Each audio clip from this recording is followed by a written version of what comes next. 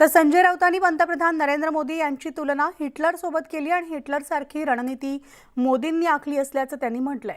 त्यांच्या या टीकेला भाजपचे आमदार शेलार यांनी प्रत्युत्तर दिलंय। पात्रता नसलेल्या छोट्या राऊतांनी मोदींवर बोलू नये असं शेलार म्हटले। हिटलर इव्हेंट्स फार करायचा जे मोदी करतात। खरंय, मोदी हिटलरला फॉलो करतात। सोशल मीडिया किंवा सायबर फौजाच्या आता चालू आहे हे जर आपण पाहिलं तर मोदी हे पूर्णपणे हिटलरला फॉलो करतात। ज्या प्रकारचे इव्हेंट्स हिटलर करत होता त्या प्रकारचे इव्हेंट आज मोदी आणि त्यांचा पक्ष करतोय। ज्यांच्या रक्तामध्ये हिटलरशाही आहे त्यांना सगळे हिटलर दिसतात आणि ज्यांना कोणी आता टायटल द्यायला तयार नाहीत ते कुणावर तरी टीका करून स्वतःकडे टायटल खेचायचा प्रयत्न करतात।